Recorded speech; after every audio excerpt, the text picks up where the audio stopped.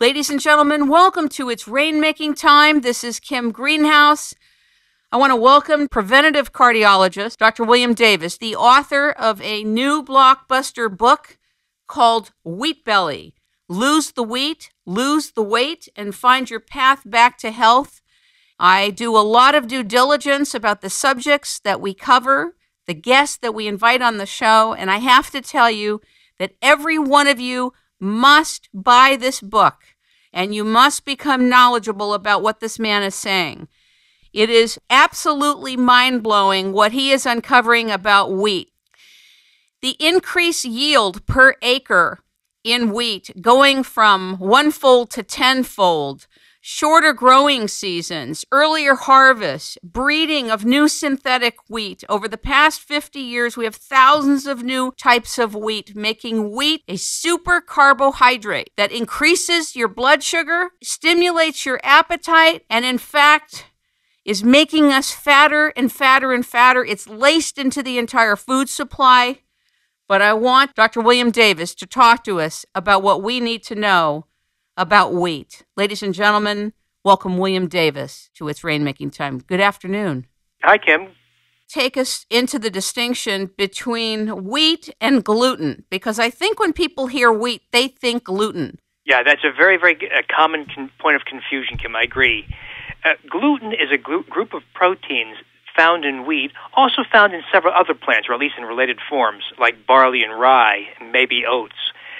But for me, this is not a gluten avoidance for the gluten-sensitive discussion.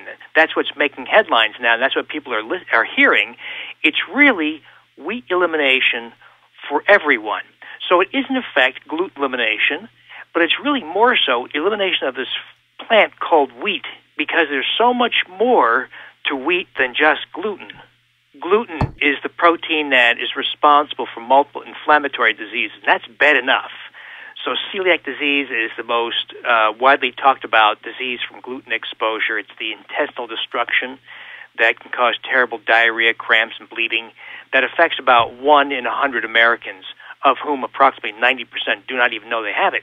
But there's so much more to wheat than exposure to gluten.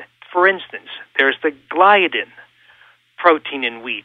Gliadin is a smaller protein than gluten, and it is responsible for stimulation of appetite.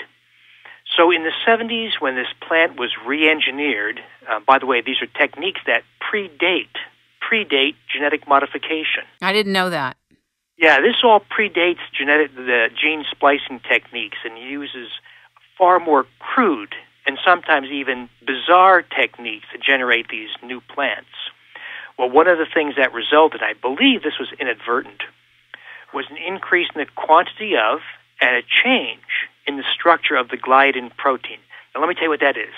The gliadin protein turned into a very powerful appetite stimulant.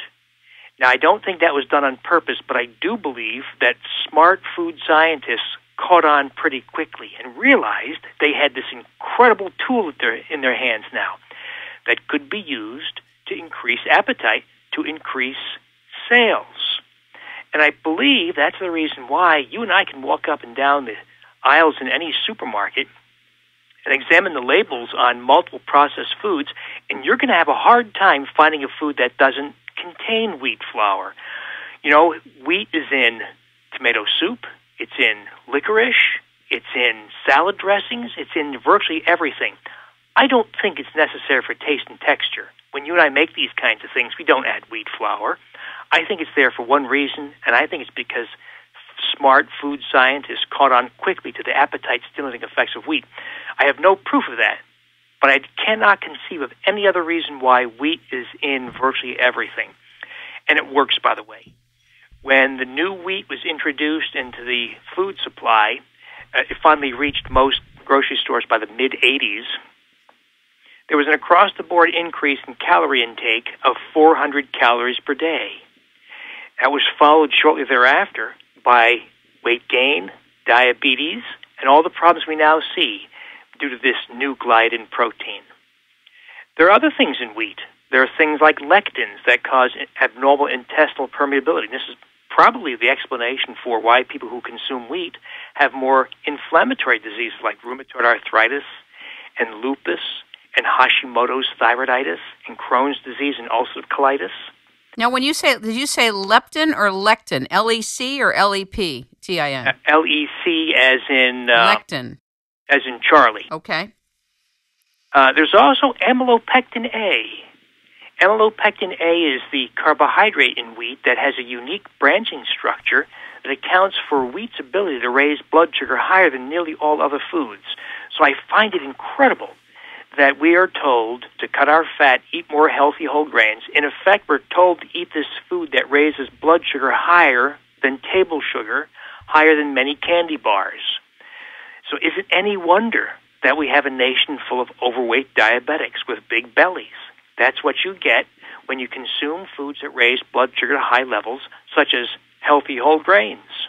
It's shocking. You say that the wheat of today, let's say even of the last 50 years, is not the same of our counterparts 1,000 years ago. It's even different from what our grandmothers made.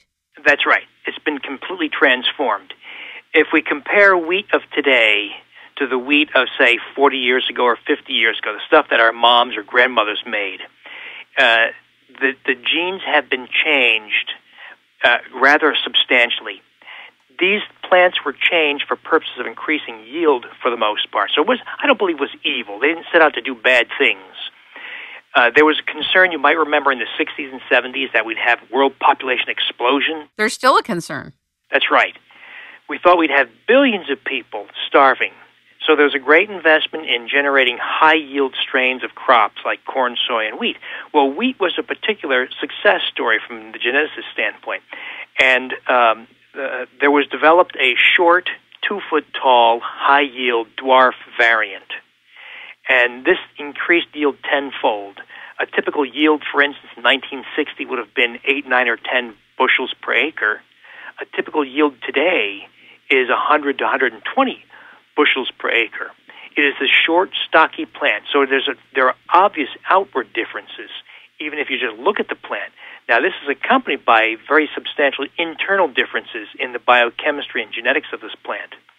If we go back, I get a lot of this, Kim. People say things like, well, I can't eliminate wheat or bread because it's in the Bible. And that's right. Wheat is in the Bible. That's emmer wheat. That's not the wheat you're being sold today. Does it exist? It does exist. It's tough to come by. I have a bag of it sitting on my shelf, but I'm afraid to look at or touch it. You know too much. That's why. You can get it from small boutique growers in the U.S. You can find it in small patches in Provence and southern France. Southern France, right? Yeah. That could be why the French don't get fat. You know, I interviewed Marie Giuliano, and she talks about how even the bread is different there. Exactly. They tend to use different forms of wheat. They also treat their dough differently. Often the dough is aged. There's a lot of sourdough fermentation. So there's a lot of differences. I don't think it protects the French, by the way, Kim, from all the adverse effects of wheat. Right. But it may blunt some of the weight-gaining effects. But throw into that, of course, the French use more fat, which keeps them thin. Right. They don't worry about eating Twinkies and McDonald's either. So there's a number of cultural differences that might account for the blunting of the wheat effect in the French. Though they are catching up, by the way, so it's not as if any one culture is immune to the effects of wheat. So the Chinese are getting fatter, the Indians are getting fatter, the Japanese are getting fatter. As they adopt some of the strains of crops we have in some of our eating ways, they are also catching up. They're not quite there, but they will catch up to us over the next several years. But wheat today is just very different certainly from the wheat of our ancestors. Judged from a number of chromosomes, for instance. So if I compare, let's say, you to a modern Bantu tribeswoman living in Africa, you have 46 chromosomes, she has 46 chromosomes. If we compare you to an Aboriginal woman living in the outback of Australia, she likewise has 46 chromosomes. If we compare you to a Yanomamo tribeswoman in the rainforest of Brazil, she likewise has 46 chromosomes. So despite outward external differences, we all share 46 chromosomes. Well, modern wheat is 42 chromosomes. Wheat of the Bible is 28 chromosomes. So we're not talking about subtle differences. We're talking about